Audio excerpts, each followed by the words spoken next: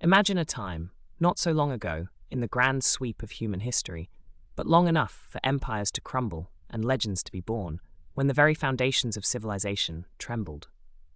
The Mediterranean world, a vibrant tapestry of interconnected kingdoms and burgeoning trade routes, suddenly found itself under siege from an unseen, unknown enemy. Ships, unlike any seen before, appeared on the horizon, carrying warriors whose names were whispered in fear, whose origins were shrouded in mystery, and whose impact was devastating. These were the Sea Peoples, a collective term that would come to represent a wave of disruption that swept across the Near East and the Eastern Mediterranean, leaving a trail of destruction and a profound question mark in the annals of history. To truly understand the enigma of the Sea Peoples, we must first rewind the clock to the very heart of the Late Bronze Age, a period of unprecedented prosperity and intricate diplomacy that set the stage for this dramatic upheaval. The Late Bronze Age, roughly spanning from the 16th to the 11th centuries BCE, was a period characterized by flourishing trade networks, sophisticated metalworking, and the rise of powerful, centralized states.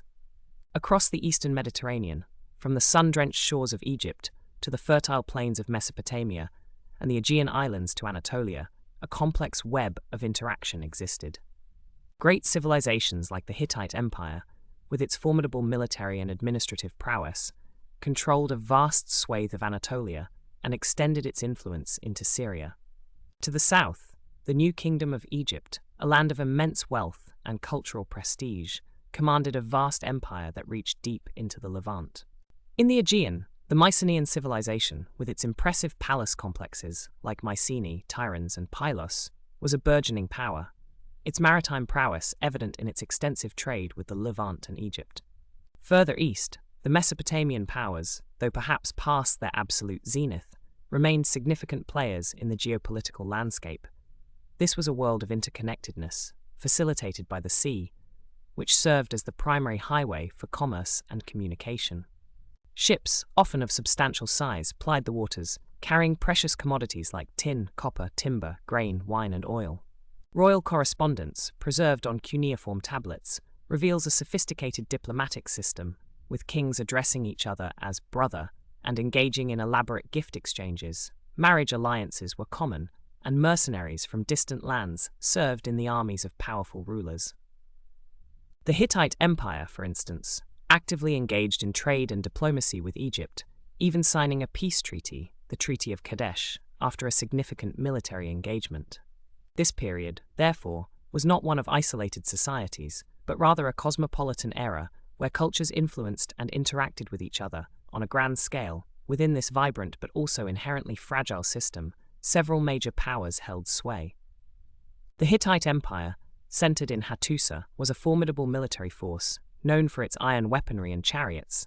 Its vast bureaucracy managed resources and administered justice across its considerable territory. The Egyptian pharaohs, seen as divine rulers, maintained order through a powerful military and a highly organized administration. The Mycenaean Greeks, though perhaps less centralized than the great empires, had developed sophisticated palace economies, with specialized craft production and extensive maritime trade networks. Their society was hierarchical, with a warrior aristocracy at its apex. These were the established powers, the bedrock of the Late Bronze Age order. However, this era of prosperity was not without its internal tensions and vulnerabilities. The very interconnectedness that fostered growth also meant that a disruption in one area could have cascading effects elsewhere. The economies of these states were often reliant on long-distance trade for essential resources, such as tin, which was crucial for bronze production. Furthermore, the maintenance of large armies and extensive palatial structures required significant resources and a stable agricultural base. Any significant disruption to trade routes, agricultural production, or political stability could have far-reaching consequences. It is against this backdrop of a complex, thriving, yet potentially vulnerable world that the first whispers of an encroaching threat began to emerge. For centuries, the established powers had dealt with localized conflicts, tribal raids, and regional disputes. But this new phenomenon was different. It was widespread, it was destructive, and its perpetrators seem to emerge from the very seas that had connected and enriched these civilizations. The archaeological record, combined with the sparse but dramatic textual evidence, paints a picture of sudden, catastrophic change. The first major indication of this impending crisis comes from the Egyptian records. During the reign of Meneptah, the son of Ramesses the Great, around the late 13th century BCE, Egypt faced a formidable invasion. The inscription on the so-called Israel stele, a granite slab discovered at Thebes, provides a detailed account of this encounter. Meneptah, boasting of his military prowess, records a coalition of enemies that sought to invade Egypt from the north. Among these attackers, he names the Libyans, and crucially, he lists a group identified as the Ekwesh, the Sherdan, the Shekelesh, the Denier, and the Peleset. These are the names that would become intrinsically linked with the broader phenomenon of the Sea Peoples. The inscription describes a fierce battle where Meneptah claims to have utterly defeated these invaders. He states, "The princes are overthrown, and Libya is no more. The Sherdan and the Sikale Shekelesh are made desolate. No one has ever stood before my feet." The inclusion of these groups, particularly the Peleset, who are widely believed to be the Philistines of later biblical tradition, is significant. They are presented not as individual nomadic tribes, but as organized groups, capable of undertaking large-scale amphibious assaults on one of the most powerful empires of the time. However, even Meneptah's victory was not enough to fully stem the tide. While Egypt managed to repel this particular invasion, the pressure from these maritime raiders, and perhaps other, unrecorded groups, continued to mount. The economic and social fabric of the region was being tested. To truly understand the impact and origins of these mysterious raiders, we must delve deeper into the available evidence, piecing together fragments from different cultures and archaeological sites. The primary sources, though often biased and propagandistic, offer crucial glimpses into the nature of the threat. The Egyptians, with their elaborate temple inscriptions and papyri, are perhaps our most vocal informants. They describe fleets of ships, carrying warriors who were distinct in their appearance and weaponry. The term Sea Peoples itself is a modern construct, coined by the Egyptologist Sir Flinders Petrie in the early 20th century. Ancient texts referred to them by their individual group names, such as the Sherdan, the Shekelesh, the Peleset, and others. The exact origins of these groups remain a subject of intense scholarly debate. Were they a single unified force, or a confederation of disparate peoples pushed by some common impetus? Were they from the Aegean, Anatolia, the Levant, or perhaps even further afield? The lack of definitive answers has only added to their mystique. The Egyptians, in their reliefs and inscriptions, depict these warriors in various ways. The Sherdan, for example, are often shown with round shields, lances, and distinctive horned helmets. They are also described as being skilled archers and warriors who fought fiercely. The Peleset are frequently depicted with characteristic feathered headdresses and often armed with spears and swords. Their ships are sometimes illustrated as appearing on the Nile, indicating their ability to penetrate deep inland, a terrifying prospect for a civilization whose very existence was tied to the life-giving river. The devastation wrought by these invasions was not limited to Egypt. The Hittite Empire, once a dominant power, suffered a catastrophic collapse around the same period. Archaeological excavations at Hattusa, the Hittite capital, reveal clear evidence of destruction and abandonment. The city was burned, its fortifications breached, and its sophisticated administrative records lost. While the Hittites faced internal strife and pressure from other groups, such as the Kaska people from the north, the widespread destruction suggests that the Sea Peoples played a significant role in their downfall. The Hittite Empire's decline was not an isolated event. Across Anatolia, other major cities and settlements show signs of destruction, abandonment, and disruption. The carefully constructed networks of trade and communication that had sustained the region for centuries began to unravel. This period marks a significant turning point in Anatolian history, ushering in a period of fragmentation and decentralization. The Aegean world, the supposed homeland of some of these sea peoples, also experienced profound changes. The great Mycenaean palace centers, which had flourished for centuries, were largely destroyed or abandoned by the 12th century BCE, Sites like Mycenae, Tiryns, and Pylos bear the scars of destruction. The intricate administrative systems that had managed these complex societies collapsed. The elaborate burial practices and the rich material culture associated with the Mycenaean civilization began to disappear. The collapse of the Mycenaean civilization has been attributed to a variety of factors, including internal strife, drought, and the invasions of the Sea Peoples. It is a complex puzzle with many interlocking pieces. However, the evidence of destruction and the subsequent demographic shifts suggest that the maritime raiders played a crucial role in this collapse, contributing to the end of the so-called Mycenaean Age and ushering in what is often referred to as the Greek Dark Ages. The Levant, caught between the declining empires of Anatolia and Egypt, also suffered immensely. Cities like Ugarit, a thriving cosmopolitan port on the Syrian coast, were destroyed and abandoned. The archives of Ugarit, preserved on clay tablets, provide invaluable information about the late Bronze Age world, including frantic pleas for aid from its king just before the city's destruction. These tablets speak of approaching ships, of shortages of grain, and of a general sense of impending doom. The destruction layer at Ugarit is stark and unambiguous, indicating a violent and sudden end. Other important sites in the Levant, such as Kadesh, Hazor, and various Canaanite cities, also show evidence of widespread destruction and abandonment around this time.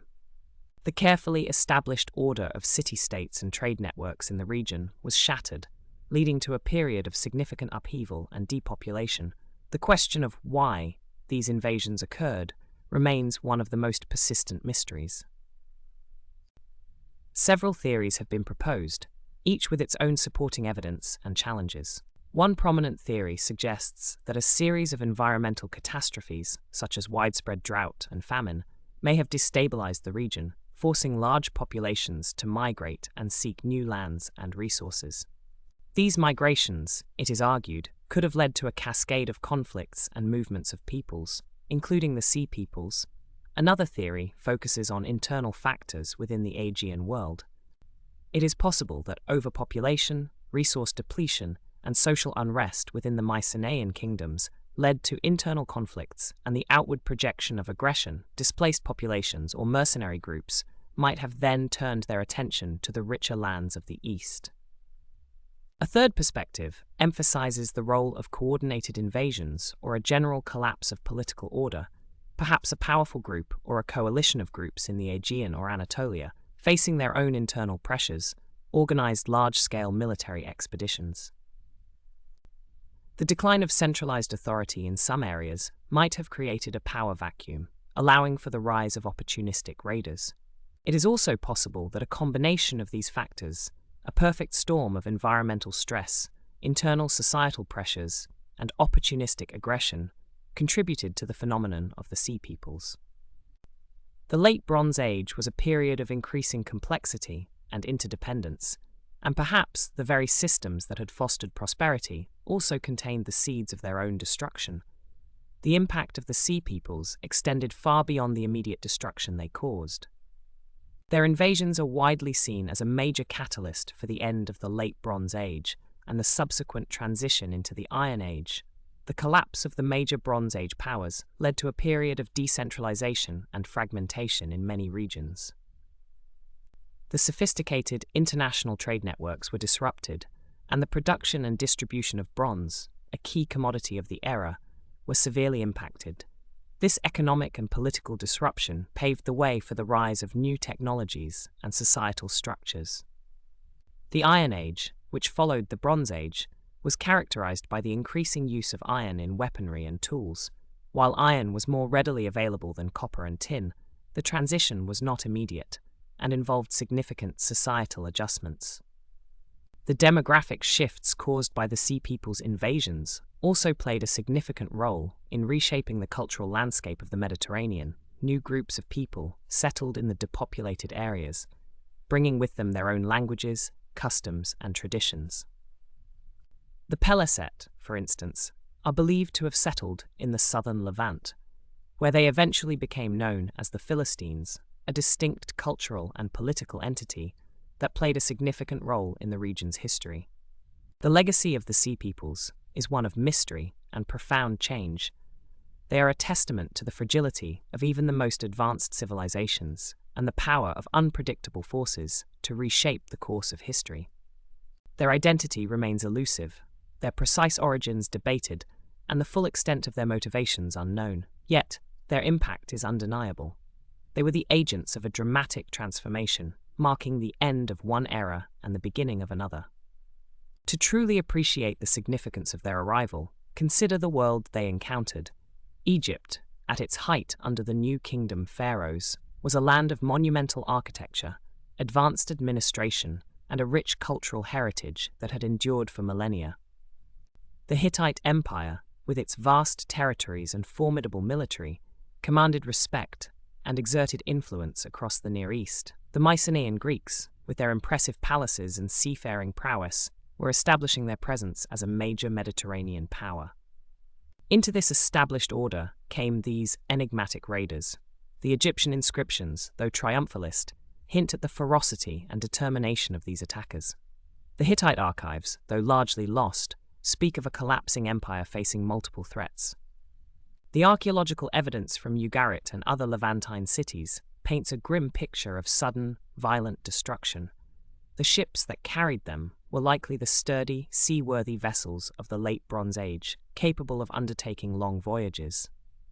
Their weaponry would have included bronze swords, spears, and bows, complementing their seafaring capabilities. Their tactics, as suggested by the Egyptian accounts, likely involved coordinated amphibious assaults, a testament to their military organization and experience. The lack of extensive written records from the Sea Peoples themselves is a major impediment to understanding their story. Unlike the literate empires they attacked, these groups appear to have left behind few written accounts of their own. This has led scholars to rely heavily on the interpretations and biased accounts of their victims, primarily the Egyptians. The Peliset, as mentioned, are perhaps the most recognizable of the Sea Peoples due to their later identification with the Philistines of biblical history.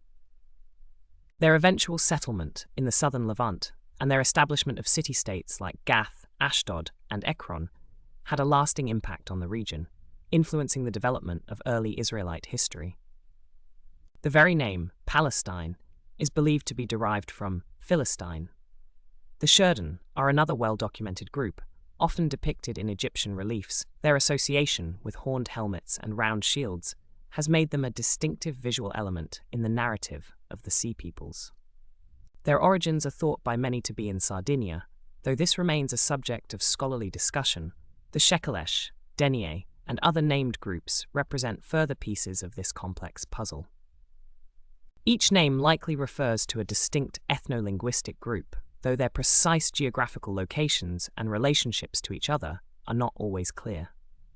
The term Sea Peoples serves as a convenient umbrella, but it is crucial to remember the potential diversity within this broad classification. The economic consequences of the Sea Peoples' invasions were profound. The disruption of trade routes meant that essential commodities like tin and copper, crucial for bronze production, became scarce. This would have had a significant impact on the economies of many Bronze Age societies, hindering their ability to produce weapons, tools, and luxury goods.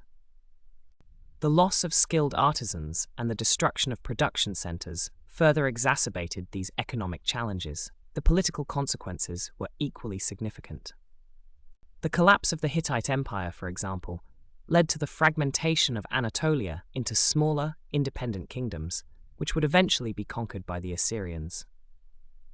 The decline of Mycenaean power ushered in a period of localized development and the gradual emergence of new political entities in Greece. Egypt, though it survived the immediate onslaught, was weakened, and its empire in the Levant effectively dissolved. The social and demographic consequences were also far-reaching. The widespread destruction and depopulation led to significant population movements. People fled from ravaged areas, seeking safety and new opportunities elsewhere. This resulted in the intermingling and relocation of various ethnic groups, leading to the formation of new cultural identities and the gradual transformation of the demographic landscape of the Eastern Mediterranean. The narrative of the Sea Peoples serves as a powerful reminder of the interconnectedness of human history. The events that unfolded in the late Bronze Age had ripple effects that extended for centuries. The collapse of these great civilizations created a vacuum that allowed for the rise of new powers and the development of new technologies. The Iron Age, with its widespread use of iron, was a direct consequence of the societal and economic shifts that occurred in the wake of the Bronze Age collapse. Consider the intricate details of the surviving evidence. The reliefs on the temple walls at Medinet Habu, commissioned by Ramesses III to commemorate his own victories over the Sea Peoples, are a rich source of visual information. They depict the ships, the warriors, and the battles in vivid detail, offering a glimpse into the perceived threat and the Egyptian response. While these reliefs are undoubtedly propaganda, they provide invaluable clues about the appearance and tactics of these raiders. The textual evidence, though fragmented and often biased, also provides crucial insights. The letters from Ugarit, discovered in the ruins of the royal palace, speak of an impending doom, of ships on the horizon, and of the desperate need for assistance. These administrative documents, intended for the day-to-day running of a thriving city, suddenly become tragic historical testaments to its destruction. The archaeological evidence provides the physical corroboration of these textual accounts. Layers of ash and destruction at sites across the eastern Mediterranean bear silent witness to the violence and upheaval of this period. The sudden abandonment of once thriving cities, the widespread presence of destruction debris, and the subsequent changes in material culture all point to a period of immense disruption. The enduring mystery surrounding the Sea Peoples is what makes them such a compelling subject for historical inquiry. Their story is not one of simple conquest and subjugation, but rather a complex interplay of migration, invasion, and societal collapse. The lack of definitive answers, the gaps in our knowledge, invite continued research and interpretation, a process that itself can be a source of quiet fascination. The Late Bronze Age was not a static period, but one of dynamic change and increasing complexity. The rise of large empires, the expansion of trade networks, and the development of sophisticated administrative systems all contributed to a world that was both prosperous and potentially vulnerable. The Sea Peoples emerged from this complex milieu, not as external invaders from a distant, unknown land, but perhaps as a product of the very systems that were beginning to unravel. The environmental factors that may have played a role are particularly intriguing. Widespread drought and famine could have destabilized entire regions, leading to mass migrations and conflicts. Such pressures can force populations to move, to seek new lands and resources, and in the process, they can become agents of disruption for other settled populations. The social and political structures of the time also warrant consideration. The hierarchical nature of Bronze Age societies, the reliance on centralized authority, and the potential for internal dissent could have made them susceptible to external pressures. The collapse of a ruling elite, or the weakening of central control, could have created opportunities for opportunistic raiders. Ultimately, the story of the Sea Peoples is a story of transition. It marks the end of the Bronze Age, a period characterized by the widespread use of bronze and the flourishing of large, interconnected empires. It ushers in the Iron Age, a new era defined by the increasing use of iron and the emergence of new political entities and cultural developments. The world that emerged from the chaos of the Late Bronze Age was different, and the Sea Peoples, in their enigmatic way, were instrumental in bringing about that transformation. The sheer scale of the disruption is difficult to overstate. The collapse of established trade routes meant that the flow of goods and ideas that had characterized the Late Bronze Age was severely curtailed. The specialized production of luxury goods, the intricate diplomatic exchanges, and the sophisticated administrative systems all suffered. This led to a period of deurbanization and a simplification of material culture in many areas. The impact on Egypt, though it survived, was also considerable.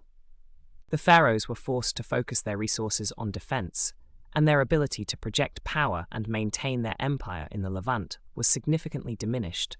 This contributed to the gradual decline of Egyptian influence in the region. The story of the Sea Peoples is a compelling illustration of how seemingly disparate events can coalesce to bring about monumental change.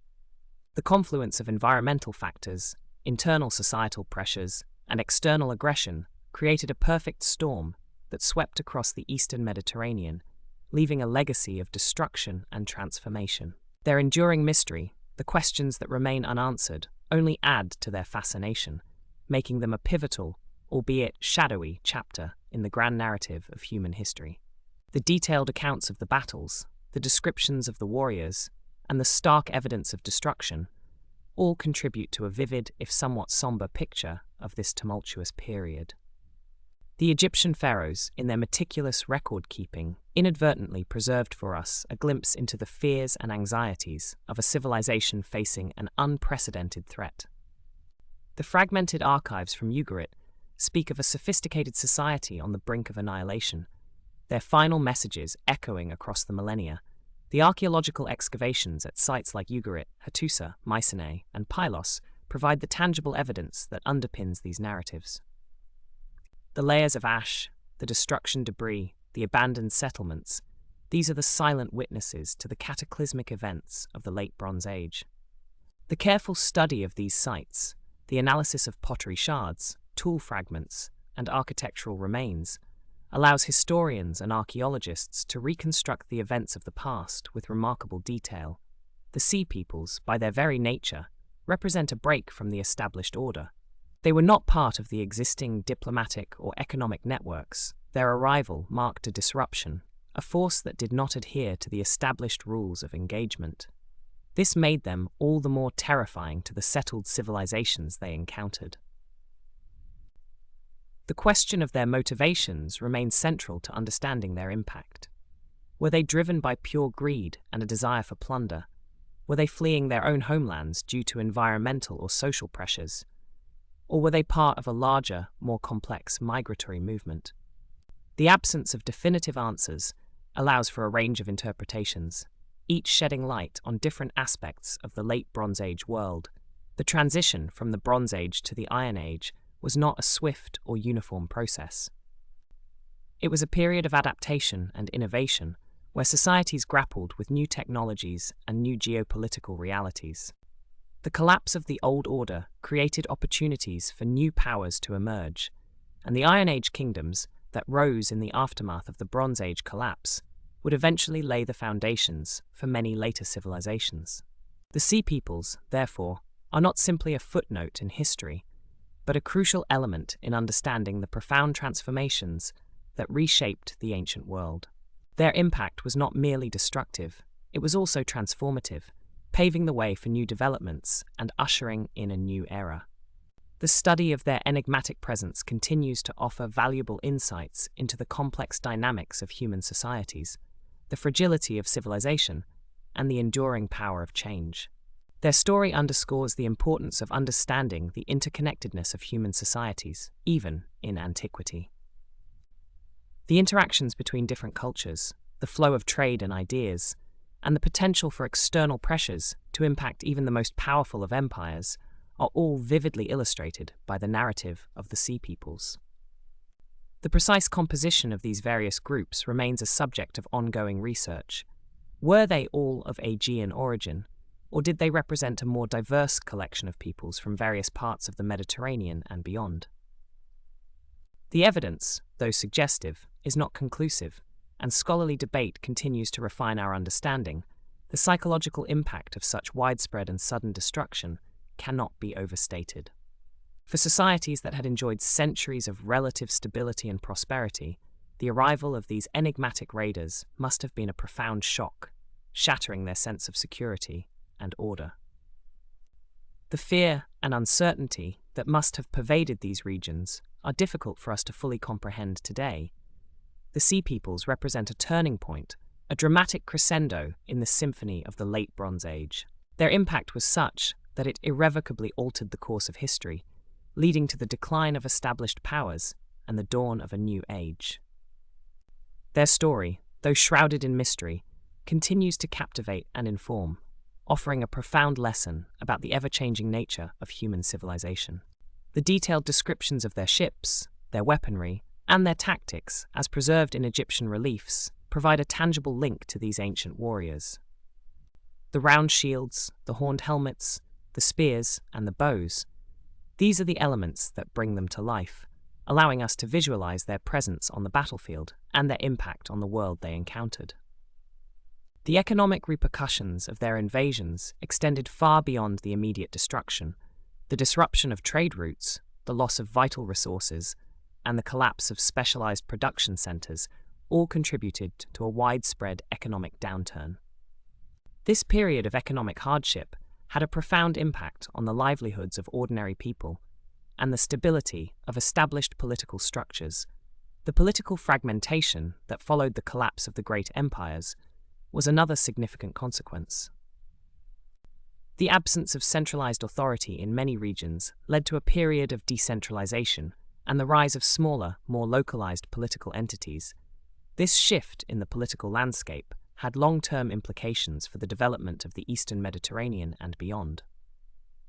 The Sea Peoples, therefore, are not just a historical curiosity, but a crucial element in understanding the broader patterns of change and transformation that have shaped human history.